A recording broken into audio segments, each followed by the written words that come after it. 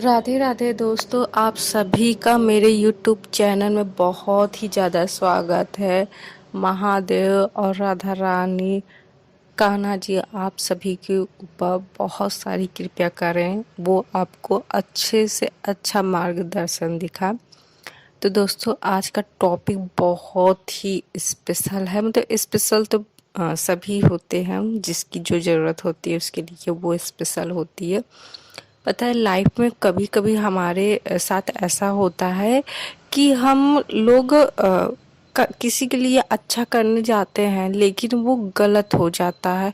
हम कुछ ऐसा करते हैं कि जिससे उससे हमें यश मिले, मतलब फेमस मिले, लेकिन हम वो करते हैं तो अब यश मिलता है और बहुत सारी मतलब निगेटिविटी आती है, बैड न्यूज़ आती है, तो हमारा माइंड मतलब बहुत ज़्यादा बेकार हो जाता है। कुल मिला के ये उपाय उन लोगों के लिए है कि जो मतलब कि लोगों के लिए भला करना चाहते हैं, लेकिन वो करने जाते हैं भला, लेकिन वो ऐसा सिचुएशन हो जाता है कि बुरा हो जाता है और अपयश उनका मतलब बहुत ज़्यादा होता है कि वो हर कंट्रोवर्सी, कहते नहीं कि जो कंट्रोवर्सी उनके साथ रहती है, हर रॉन्ग चीज़ों में, हर गलत चीज़ों में उनका नाम जोड़ा जाता है। तो इस सिचुएशन से बचने के लिए ही आज का बहुत उपाय है। तो देखिए, ये सिचुएशन एक दो बार आती है तो हाँ चलो हो गया, हम लोगों को कन्विंस कर सकते हैं, सामने वाले को समझा सकते हैं। बट अगर सबके मतलब बार बार ऐसा ही होता है तो देखो, एक जो हमारी पहचान होती है वो तो खराब होती ही है। दूसरी, हमारा जो अंदर का मन का जो मिस पॉजिटिविटी होती है वो भी हमारा टूटने लगता है, वो निगेटिविटी में कन्वर्ट होने लगता है, और साथ ही हमारा जो कॉन्फिडेंस है वो भी लूज़ हो जाता है। और अब ये सच्ची थोड़ी बात नहीं है, ये थोड़ी नहीं है कि बदनाम हुए तो क्या हुआ, नाम तो हुआ नहीं। ये एक या दो ही सिचुएशन में अच्छा लगता है, बार बार नहीं। मैंने लाइफ में बहुत ऐसे लोगों को देखा है कि जो दिल के बहुत अच्छे होते हैं, बहुत ज़्यादा, वो दूसरों की हेल्प करना चाहते हैं, उनका भला करना चाहते हैं, लेकिन वो मतलब भला करने की नीयत से वो कुछ भी करते हैं, वो मतलब उल्टा हो जाता है या सामने वाला उसे गलत समझ लेता है। आप समझ सकते हो, अगर आपके ऊपर ये गुजर चुका है तो आप ये जब समझ सकते हो। एंड प्लीज़ दोस्तों, ये जो शोर हो रहा है उसे इग्नोर कीजिएगा, क्योंकि मैं बहुत रोड साइड में रहती हूँ और बहुत यहाँ पे बंदर जो बहुत ज़्यादा परेशान किए हुए हैं, तो इसीलिए इग्नोर कीजिए। और मैंने बहुत कोशिश किया कि मेरी आवाज़ क्लीन सुनाई दे आपको, लेकिन फिर भी अगर कुछ ऐसा होता है तो उसके लिए बहुत तहे दिल से माफ़ी मांगती हूँ। तो देखिए, हम लोग टॉपिक में वापस आते हैं कि अब मान सम्मान आपका नहीं हो रहा है, मीन्स जैसे मान सम्मान के लिए भी ये उपाय है। कुल मिला के अगर आप ये करते हो ये उपाय, तो एक आपका अपयश कम होगा, दूसरा आपका यश मतलब बढ़ेगा, और तीसरा, जो आप लोगों को भला करने जा रहे हैं लेकिन वो उल्टा हो जा रहा है, सामने वाले जिसका भला करने जा रहे हैं वही आपको गलत समझ रहा है, तो ये सब हट जाएगा। तो आपको क्या करना है, जो आप किसी भी दिन, बस शनिवार और रविवार और मंगलवार को, ये 3 दिन छोड़कर किसी भी दिन को आपको क्या करना है, जो पीपल का पेड़ होता है उसका आप छाल निकाल लीजिए। जैसे छाल, जैसे जिसे चैली भी कहते हैं, जैसे नीम की चैली होती है, नीम का छाल होता है।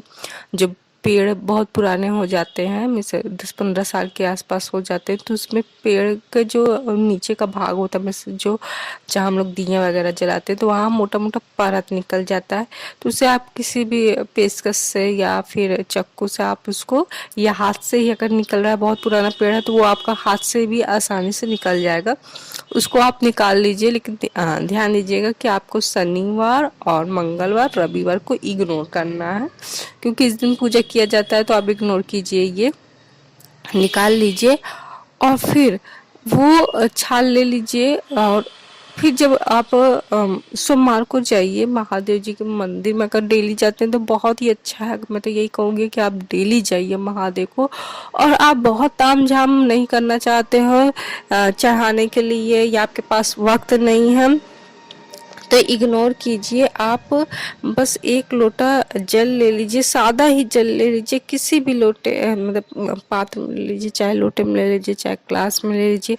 अब वो कोई भी चीज हो, चाहे तांबे का, चाहे पीतल का, स्टील का। वैसे तांबा शुभ माना जाता है उनके लिए, लेकिन अगर नहीं है आपके पास, कुछ मॉडर्निटी की वजह से नहीं होता है, कुछ मतलब नहीं होता कि वो सोचते हैं कि क्या होगा तांबा, मतलब कई कारण होते हैं नहीं रहना, तो आप स्टील के ही लोटे में सिर्फ एक सिंपल सा जल लेके जाके आप डेली चढ़ाइए। देखिए बाद में बहुत जल्दी खुश होंगे, क्योंकि जानते हैं हम महादेव को जल आप जितना अर्पित करेंगे वो उतना ज़्यादा प्रसन्न होंगे।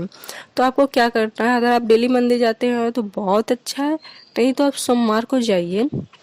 जैसे आप पूजा करते हैं, जैसा भी आप करना चाह रहे हैं वैसा कीजिए नॉर्मली पूजा, और फिर उस छाल को एक पत्थर ले लीजिए जिसमें मतलब कि कुछ कुछ मंदिर में चंदन घिसने के लिए वो होता है पत्थर रखे हुए, तो नहीं तो आप कुछ भी ऐसे पत्थर ले लीजिए या कुछ भी ऐसा चीज ले लीजिए जिसमें वो छाल अच्छी तरीके से घिस जाए। वो घिस मतलब उसको अच्छे से गंगा जल मिला के उसको घिस लीजिए, मतलब थोड़ा सा पर्याप्त मात्रा में इसको घिस लीजिए। और फिर उसको जहाँ पे महादेव का त्रिपुंड लगता है वहां पर आपको लगा देना है 3 उंगली से। देखिए त्रिपुंड होता है जब हम रिंग फिंगर को, मिडिल फिंगर को और इंडेक्स फिंगर को हम लोग जब तीनों मिलाकर महादेव के माथे पे जो लगाते हैं उस पे 3 उंगली का छाप, मतलब माथे पे तिलक लगाते हैं, तो जो 3 छाप बनता है उसको त्रिपुंड बोला जाता है। त्रिपुंड माथे में भी लगाते हैं लोग, गले में भी लगाते हैं, बाजू में भी लगाते हैं और मतलब सीने में भी लगाते हैं, तो जिसकी जैसी मान्यता होती है। त्रिपुंड का मतलब मेन वही होता है कि जब आप चंदन या कुछ भी लेप लगा रहे हैं तो इसमें जो 3 फिंगर का निशान बनता है, उभरता है, वही हमेशा त्रिपुंड होता है। तो उसी तरह आपको जो ये पीपल का छाल होता है वो आपको महादेव को माथे में इस तरह लगाना है कि वो त्रिपुंड बने। ये भगवान इतना ज़्यादा शोर इग्नोर कीजिए। तो उसको इतना मतलब कि खूब अच्छे से इसको लगाइए और महादेव से ये विनती कीजिए कि आपकी लाइफ में जो भी अपयश है, जो भी आप मतलब भला करना जाना चाहते हैं, भला करना चाहते हैं, लेकिन आपका आपका खुद का बुरा हो जाता है, वो जो उसको ख़त्म कीजिए। आप दूसरों का भला करना जा रहे हैं, ये कहिए कि जैसे मैं दूसरों का भला करने जाता हूँ, तो जो मेरा बुरा हो जाता है उसे आप काट दीजिए। मैं जब दूसरों का भला करने जाता हूँ तो हे ईश्वर, हे शिवा, हे महादेव, आप मेरा भी भला कीजिए। मुझे अगर आप यश नहीं दे रहे हैं तो आप यश भी मत दीजिए। मतलब जिस तरीके से भी आप महादेव को उनसे अपनी इच्छा कहते हैं, कई लोग कई तरीके से कहते हैं, कुछ लोग एक दास की तरह कहते हैं, कुछ लोग भगवान की तरह कहते हैं, कुछ लोग दोस्त की तरह कहते हैं। तो आपको जैसे भी बनती है महादेव जी से, जैसा भी आपको कंफर्ट लगे वैसे कहिए। और ध्यान दीजिएगा कि देखो महादेव एक ऐसे हैं कि वो मतलब वो सिर्फ एक लोटे जल से ही खुश हो जाते हैं। अगर आप उन्हें दिल से चढ़ाए होते हैं, अर्पण करे होते हैं, घमंड से नहीं, तामझाम से ज़्यादा नहीं कि मतलब ये कि मैंने चढ़ाया, ये है वो है, अरे चढ़ाने जाना, अरे अभी चढ़ाने जाना, ऐसा कुछ नहीं।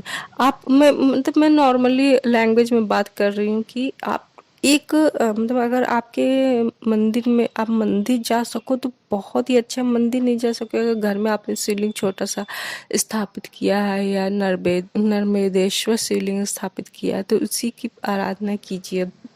नहीं तो बहुत ईजी है, बहुत सिंपल है। देखिए महादेव की मंदिर ऐसे कि आसपास आपको मिल ही जाएगा मंदिर। भारत में तो मंदिर हर देवी देवता का आपको आसपास मिल ही जाते हैं, महादेव को तो और भी मिल जाएगा। आप जाते हैं, आप उनको एक लोटा, पता है जल, अगर आप सिर्फ महादेव को एक लोटा जल चढ़ाते हैं ना तो सभी देवी देवता को आप पूजा करते हैं, क्योंकि उनका जो शिवलिंग होता है, आप ध्यान दीजिए कि अगर आपको पूरी जानकारी पता होगा कि उस शिवलिंग में हर एक देवी देवता का स्थान उसमें गणेश जी, कार्तिकेय जी, महादेव की जो पुत्र हैं पुत्रियां हैं माता पार्वती जी के, और 33 कोटि के देवी देवता भी उसमें विराजमान है।